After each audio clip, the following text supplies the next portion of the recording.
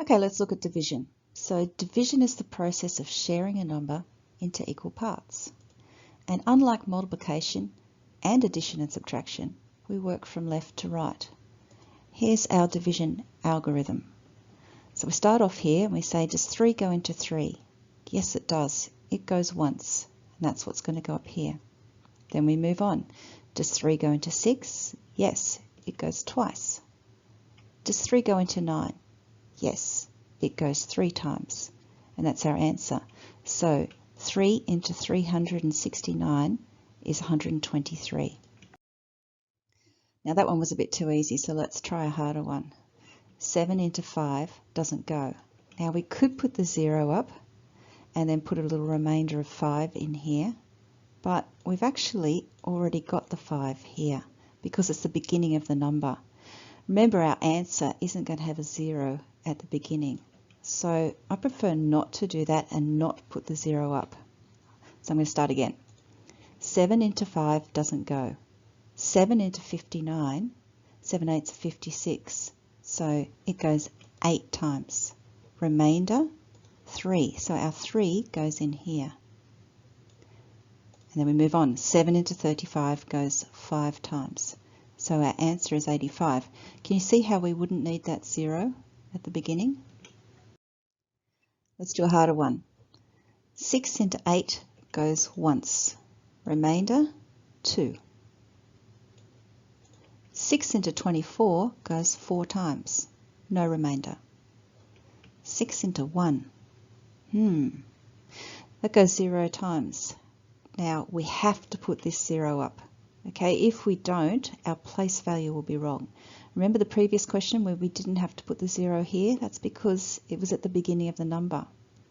But if there's no tens, this is the tens column, then we've got to put a 0 in. It's really important. Okay, so 6 into 1 goes 0, remainder 1. You can rewrite the 1 here if you want, or you can just go 6 into 18.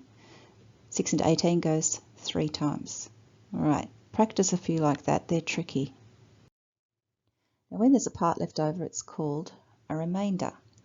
And we can write this as just a remainder, or as a fraction, or as a decimal.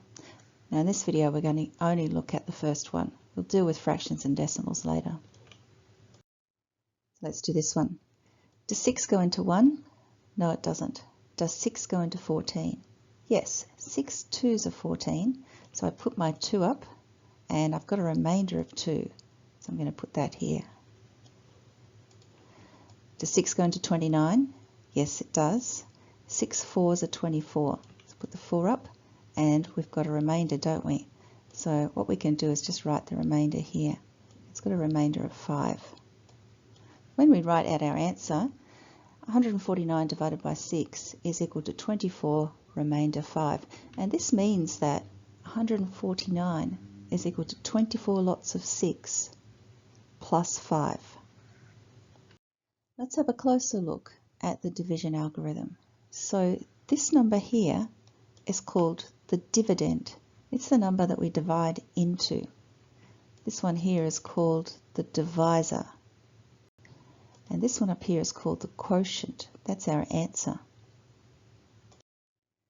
Now what happens when we divide by powers of 10? We've done this before with multiplication. Do you remember? When we multiply by 10, we add a 0. Well, guess what? When we divide by 10, we strike off a 0. Let's do this question. 51,680 divided by 10. I'm just going to cross off that 0. Answer 5,168. Here's another one. 100,000 divided by 1,000. So this time I've got 3 zeros in the divisor. So I'm going to cross off 3 zeros in the dividend. Answer 100. Can you think of a shortcut for this question? It's actually the same as doing divide by 100, divide by 4. Just split the 400 up. That means I can get rid of these zeros, like this, and then just do 4 into 238. So I don't have to do long division. 4 into 2 doesn't go. 4 into 23 goes 5 times, remainder 3. 4 into 38 goes 9 times, remainder 2. So there's our answer. Now language is really important with division. It's important with all of the operations. When we say divide 520 by 8, what do we mean? Which one is the divisor? It's the 8, isn't it? So that's what we would do. Now this one was fairly obvious because 520 and 8 are different sizes. So we tend to put the bigger number under here. But when we move on in division and we start doing decimals, sometimes these numbers get closer together. Like if I wanted to divide 7 by 8, then we have to really understand the way the language is working. Let's do this question. 8 into 5 doesn't go. 8 into 52 goes 6 times, remainder 4. And 8 into 40 goes 5 times. What's another way we could have written it? We could have said divide 8 into 520 or share 520 into 8 parts. Now we won't always see the word division or divide in a word problem. So we've got to be on the lookout for other words that mean division. One of the most common ones is share.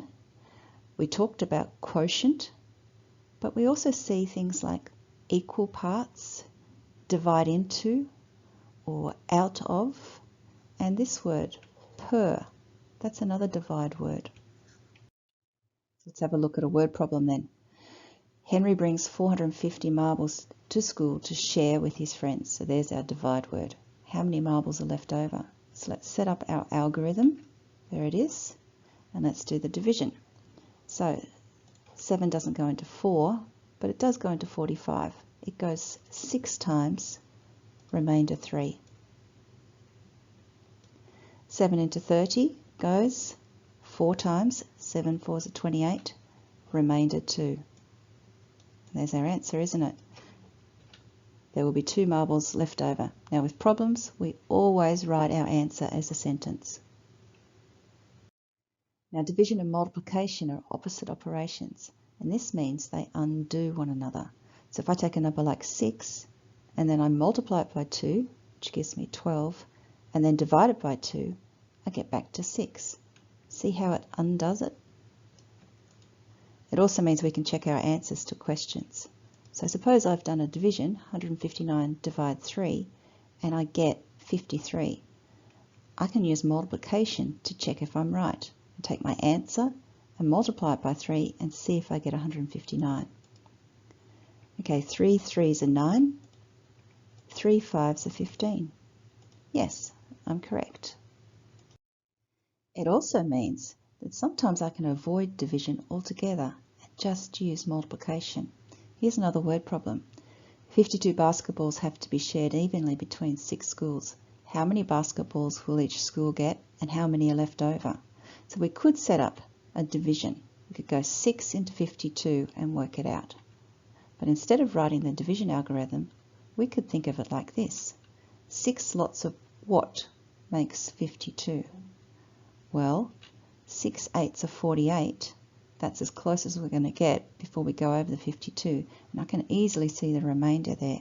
So they are each going to get 8 and there are going to be 4 left over. So here's my top tips for division. Practice your tables. You saw how many times we had to rely on our times tables to do those questions. Make sure you're systematic with your working. Go step by step. Don't rush things. If there are remainders, things could get messy, so maybe write the question bigger. And if you're finding division difficult, consider using multiplication instead, using guess and check.